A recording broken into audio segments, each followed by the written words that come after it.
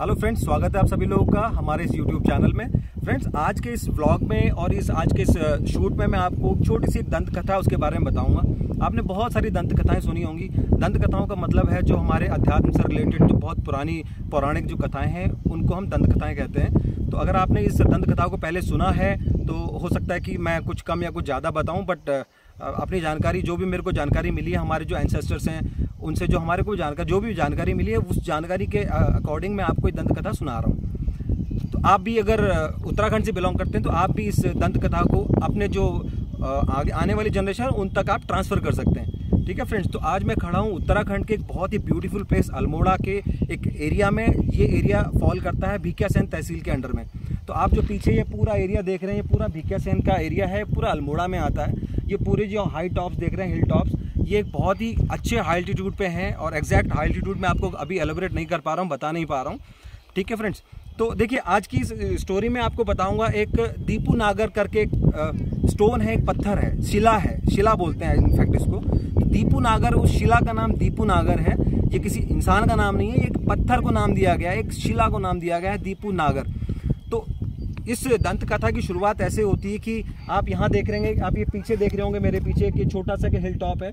इस hill top के ऊपर आपको एक पहाड़ पत्थरों का पहाड़ है। इनफैक्ट पहाड़ भी दो तरीके होते हैं, मिट्टी के पत्थर होते हैं, मिट्टी के पहाड़ होते हैं, पत्थर के पहाड़ होते हैं। तो ये जो पहाड़ है पत्थर के पहाड़ है। और ये जो पेड़ देख रहे हैं आप, ये चीड़ के पेड़ हैं, बड़े बड़े ऊंचे ऊंचे पेड़ देख रहे हैं, ये चीड़ के पेड़ हैं। तो इन चीड़ के पेड़ों के एग्जैक्ट पीछे एक देवी माता का मंदिर है।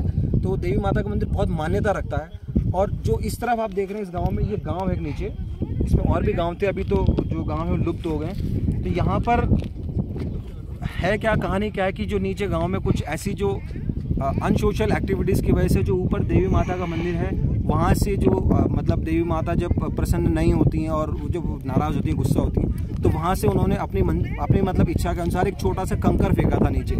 क्योंकि नीचे जो गांव में कुछ एक्टिविटी ऐसी भी थी जो अनवांटेड थी और जो रिलीजियस नहीं थी, तो उससे अनॉयड होकर, उससे नाराज़ होकर माता ने ऊपर से एक छोटा सा कंकर फेंका था। उस कंकर को नाम दिया था दीपू नागर।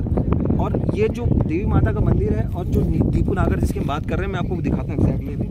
वो जो स्टोन दिख रहा है शिला, वो दीपू नागर है। ठीक है, और इस दीपू नागर का जो एरिया है अप्रॉक्सीमेटली 500 स्क्वायर मीटर होगा, आधा किलोमीटर भी बोल सकते हो आप इसको। यहाँ से जो दिख रहा है आपको, ये ऊपर से इतना छोटा दिख रहा है, बट एग्जैक्टली नीचे जाएंगे तो बहुत बड़ा एरिया है, इसमें बहुत बड़ी शिला है। ठीक है फ्रेंड्स, तो ये जहाँ पर ये शिला दिख रही है आपको और जहाँ वो मंदिर है, इसके बीच का जो डिस्टेंस है अप्रॉक्सीमेटली 2 किलोमीटर्स है। जहाँ से माता जी ने और वहाँ से जिस कंकर को फेंका था, इस दीपू नागर जो शिला थी, इसको जहाँ से फेंका था और जहाँ पर जाके गिरा था, इसका अप्रॉक्सीमेट डिस्टेंस लगभग 2 किलोमीटर का है। और जब ये फेंका गया था तो एक छोटा सा कंकर फेंका गया था नाराज़ होके, अपनी नाराज़गी को बताने के लिए। और जो रिलीजियस एक्टिविटी जो नहीं होनी चाहिए थी, जो हुई थी, उससे गुस्सा होके और उसके जो मतलब एंगर में वो फेंका गया था, जो छोटा सा कंकड़ फेंका गया था, जो बाद में जाके शिला बन गई थी। शिला कैसे बन गई थी? ऊपर से फेंका गया था छोटा सा कंकड़ और नीचे जाते जाते वो रोल होते होते इतना बड़ा हो गया कि वो वहाँ तक जाते जाते लगभग 500 स्क्वायर मीटर का तो उसका एरिया जो हम यहाँ से देख पा रहे हैं, जो आपको छोटा सा स्पॉट दिख रहा है, ये दीपू नागर स्टोन है जो शिला, उसकी मैं बात कर रहा हूँ। तो ये लगभग आधा किलोमीटर का एरिया है जो आप इसको देख रहे होंगे। उसका सरफेस जो है, टॉप सरफेस, वो लगभग आधा किलोमीटर का है। इसके अंदर तो मतलब कई घरों के तो आंगन कवर हो जाएंगे, इतना बड़ा ये स्टोन है, इतनी बड़ी शिला है। तो जब ये पत्थर ऊपर से फेंका गया था, जब ये शिला ऊपर से फेंकी गई थी, तो इस शिला को फेंकने के बाद जब गांव वालों ने देखा कि ये शिला ऊपर से आ रही है और ये बहुत बड़ी शिला हो रही है और ये बहुत नुकसान पहुंचाने वाली है, तो गांव वालों ने जिस एक्टिविटी की वजह से ये सब हो रहा था, तो उस एक्टिविटी के लिए अपोलॉजी मांगी थी, माफ़ी मांगी थी माता से। तो माता जी ने जब वो कंकड़ फेंक दिया था तो उसके बाद तो उसको वापस लेना तो पॉसिबल नहीं था।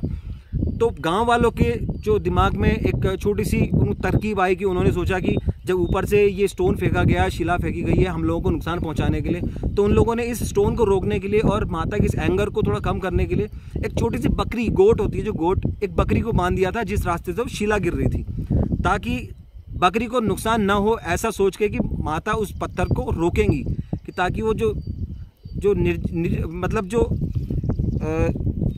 बेजुबान जो बकरी जिसको बांधा गया है उसका तो कोई कसूर नहीं है, तो वो ना मर पाए, इसलिए माता जी उस पत्थर को जरूर रोकेंगी। ये सोच के गांव वालों ने उस बकरी को उस पत्थर और उस शिला के रास्ते में बांध दिया और हुआ बिल्कुल वही जैसा गांव वालों ने अनुमान लगाया था, तो माता जी ने उस पत्थर को वहीं पर रोका ताकि उस जो निर्दोष बकरी है उसकी जान ना जाए। तो वो शिला वहाँ पर जाके रुक गई और गांव वाले बच गए बहुत भारी नुकसान से। तो जब शिला वो रुकी तो उसके बाद जो गांव वालों ने माता से बहुत मतलब पूरी विधि विधान से माफ़ी मांगी, अपोलॉजी मांगी और फिर जाके उनका जीवन फिर से नॉर्मल हो पाया। और जो अब वो दीपू नागर जिस स्टोन की मैं बात कर रहा हूँ ना, और ये देखिए आप आसपास में कोई लोकेलिटी नहीं दिखाई देगी आपको। जो दीपू नागर पत्थर है, जो शिला है, उसके आसपास में कोई भी लोकेलिटी नहीं दिखाई देगी। उसके यहाँ दूर एक गाँव जरूर दिखाई देगा आपको। आप देख पा रहे होंगे वीडियो में, वो नीचे कलरफुल उसमें मकान भी बने हुए हैं। तो वो एक छोटा सा गाँव है, विलेज है। और वो उस विलेज और इस दीपू नागर स्टोन के बीच का जो डिस्टेंस है, आप वीडियो में तो बहुत छोटा दिखाई दे रहा होगा आपको, बट ये it is approximately 4 to 5 kilometres. इस दीपू नागर स्टोन का और उस गांव के बीच का डिस्टेंस है लगभग 4 to 5 किलोमीटर्स। तो जो दीपू नागर स्टोन है ये सदियों से पड़ा हुआ है और मतलब एग्जैक्ट टाइम तो आप समझ सकते हैं, दंत कथाएं हैं तो कितना पुराना होगा ये इवेंट। तो इस दीपू नागर जो स्टोन है, इसकी एक और स्पेशलिटी ये है कि इस दीपू नागर स्टोन के आसपास में जो टाइगर है उसका मतलब बहुत बड़ा ये उसका पॉइंट है, ऐसा पॉइंट है कि यहाँ वो रेस्ट करता है। और ये उसका मतलब हाइड आउट है, उसका ये टाइगर का हाइड आउट है। और अगर मैं आपको बोलूं कि अगर आप 15 से 20 मिनट अगर यहाँ पर रुकेंगे और कंटिन्यूसली अगर दीपू नागर स्टोन को अगर आप वॉच करेंगे, कंटिन्यूसली शूट भी करेंगे, तो आपको टाइगर का मूवमेंट बहुत क्लियरली दिख जाएगा। क्योंकि टाइगर का मूवमेंट यहाँ पर मतलब इतना फ्रीक्वेंट है कि you will not believe it. आपने पिंजरों में और चिड़ियाघर में बहुत देखे होंगे, लेकिन अगर आप इस पर्टिकुलर पॉइंट पर आगे देखेंगे, ये जो दिख रहा है काफ़ी गहरा है, बहुत नीचे है ये डिस्टेंस। तो यहाँ पर बैठ के अगर हम टाइगर का मूवमेंट देखना चाहें तो दिख सकता है, बहुत आराम से और बहुत आसानी से दिखेगा, बहुत क्लैरिटी के साथ दिखेगा।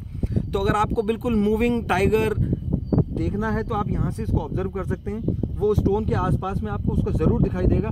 और कहा तो ये भी जाता है कि वहाँ पर उनका एक झुंड है, जो टाइगर्स का एक झुंड है।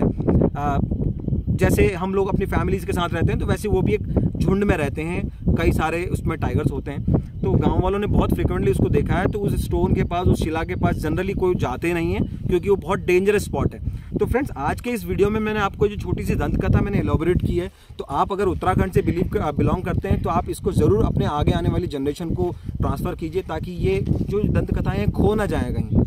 क्योंकि ये जो छोटी छोटी दंत कथाएं हैं, इनमें कहीं ना कहीं सच्चाई जरूर होती है। हो सकता है कि जो हम दंत कथाएं एक दूसरे को ट्रांसफ़र करते हैं वसीयत में अगली जनरेशन को, तो उसमें क्या होता है कि कुछ चीज़ें जुड़ जाती हैं नई और कुछ चीज़ें शायद ख़त्म हो जाती हैं, लेकिन उसमें अगर देखेंगे तो सच्चाई रहती है।